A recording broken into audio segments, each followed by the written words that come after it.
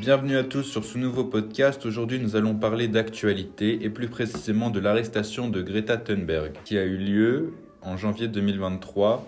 Donc pour ce faire, nous avons un invité spécial qui est spécialiste en géopolitique et donc il va nous décrypter un petit peu cette actualité bouillante autour de Greta Thunberg, cette écologiste.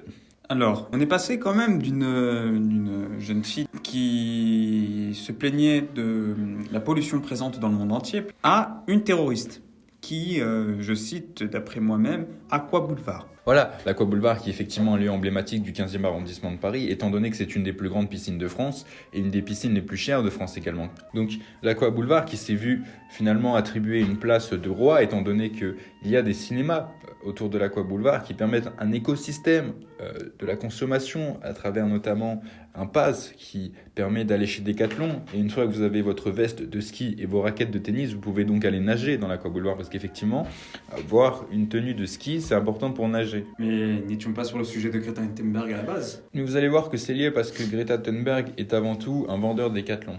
Elle a fait Harvard dans le but d'aller à Decathlon. C'était son rêve parce qu'effectivement à Decathlon, il y a ces coupes qu'on peut graver en mettant n'importe quoi dessus et c'est très plaisant. Et donc Greta Thunberg a eu son master en économie pour être vendeur à Decathlon à l'Aqua Boulevard, étant donné que c'est un lieu de géopolitique extrêmement fort. Pouvez-vous nous parler un petit peu des cinémas de l'Aqua Boulevard qui sont avant tout une plaque tournante du trafic de shit? Non. Êtes-vous, monsieur le professeur, nostalgique au point de regretter les pailles en plastique? La paille en plastique, le début de la fin, le début du run du plastique. Et non, je ne regrette pas cette nostalgie, ce passé-là. C'est qu'un passé en fin de compte. Et le passé a influencé le présent, mais n'influera plus jamais. Est-ce que Greta Thunberg est vraiment légitime pour parler d'écologie quand on sait qu'effectivement c'est une jeune fille qui n'a pas forcément de grandes compétences en la matière, qui est autiste et qui en plus a un compte Instagram qui pollue énormément au niveau des serveurs mondiaux? En soi, tout humain est tel qu'il est. Tout humain fait des erreurs, Oui. qu'elles soient grandes ou mauvaises, comme... Tuer quelqu'un? Exactement. D'accord. Comme... Violer quelqu'un? Non. D'accord. Comme... Moi, je l'ai fait l'autre jour. Ah oui, d'accord. Moi, j'apprends de mes erreurs. Ouais, donc, d'accord. Voilà. Oui. Comme par exemple Elon Musk qui, dû à la chute du prix du Bitcoin, Oui. a perdu énormément de Tout fortune. à fait. Et si on regarde correctement, les grands serveurs tels que Facebook, Instagram, le rachat, le développement de la technologie, la course à l'espace encore qui a encore lieu, même si ça date des années 60, même si c'est de la pure merde en soi, polluent énormément. Beaucoup de glace fondent, des gens périssent, l'argent commence à devenir de plus en plus cher. C'est un investissement, investir dans de l'argent, acheter des billets.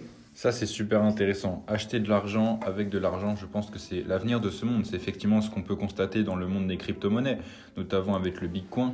Le Bitcoin qui est vraiment coté par les plus grands de ce monde. Donc, ce Bitcoin, nous allons en discuter un petit peu parce qu'effectivement, c'est intéressant de parler du Bitcoin pour comprendre la mentalité de Greta Thunberg et de nos élites. Alors, Elon Musk, qui est un petit peu un modèle de réussite pour notamment les Américains, mais je pense pour tous les jeunes hommes qui souhaitent réussir dans le domaine de l'investissement, dans le domaine du marché financier, et ne serait-ce que dans un certain accomplissement de soi-même.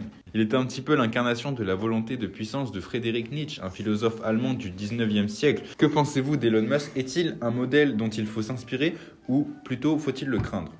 Quand nous voyons par exemple la course du premier pays qui va arriver vers Mars, le problème c'est que pour aller sur Mars, il nous faut environ 13 ans. Et déjà que Mars est une planète dont sa gravité est pratiquement inexistante. Alors, je me permets de vous couper. Effectivement, sur Mars, ce serait un petit peu le paradis pour les obèses. Parce qu'effectivement, sur Mars, la gravité est 3 fois moins... Importante. Voilà, est 3 fois moins importante, merci. Donc, par exemple, ma grand-mère, qui est vraiment énorme, elle fait à peu près 95 kilos, ce qui est beaucoup pour une femme, effectivement. Sur Mars, elle ne pèserait que 35 kilos. Mars n'est-elle pas la fin de ce système de consommation que la société nous a inculqué? Même si on est plus léger sur cette planète-là, on pourrait avoir des problèmes d'articulation. Et donc, le principe d'aller sur Mars est en fait un principe complètement con. Donc, on a vu récemment le télescope James Webb qui a été lancé et qui a depuis un an donné des résultats assez incroyables en matière de découverte spatiale. On a notamment pu observer l'univers profond comme jamais auparavant et on a pu constater des anciennes galaxies qui étaient là il y a 13 milliards d'années. Qu'est-ce qu'on peut déduire de ces galaxies par rapport à Greta Thunberg? Les galaxies présentes il y a 13 milliards d'années peuvent prouver comme quoi en réalité le Big Bang, voilà, de cette façon-là, est toujours est toujours en expansion, pardon. Oui. Et c'est-à-dire donc que le télescope James Webb nous permet en fin de compte de comprendre que en réalité, le monde dans lequel il nous entoure, les galaxies, les étoiles, sont qu'une infinité, d'une expansion d'une bulle. Et la question qu'on pourrait se poser, c'est sommes-nous seuls? Ça, c'est une question que Stanley Kubrick a tenté d'élucider à travers son œuvre majeure 2001, l'Odyssée de l'espace, qu'il a notamment réalisé avec l'écrivain Arthur C. Clarke, qui est l'auteur du livre originel L'Odyssée de l'espace, que Kubrick s'est vu adapté au cinéma.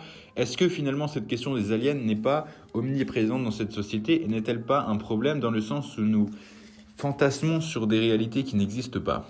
Nous pouvons voir par exemple dans les années 60 ou 70 où des cultes tels que par exemple le culte Du grand hibou? exactement, Oui. ou plus exactement du grand hibou majestueux chrétien fils de LeBron James XVI, peuvent montrer que en fin de compte les croyances des extraterrestres peuvent induire au suicide et croire que le paradis ne serait que en fait un autre monde intelligible dans lequel l'homme deviendrait autre chose, donc on croirait donc à la réincarnation D'accord. de l'humain. Mais Greta Thunberg ne s'est-elle pas échappée de la zone 51? N'est-elle pas un alien créé par l'État américain pour semer le chaos et la panique et finalement offrir à nos élites un meilleur contrôle de la population qu'elle ne l'a déjà? Si les États-Unis créeraient un alien scandinave, Haaland est un alien scandinave, étant un des meilleurs buteurs du monde actuellement. un peu gros et qui court vite, Donc est-ce que maintenant vous pouvez nous parler du signifiant et du signifié? Parce que c'est un moyen pour comprendre Greta Thunberg. Greta Thunberg est-elle un signifiant ou un signifié? c'est un signifiant yé. Est-elle pas insignifiante? Si. Signifié.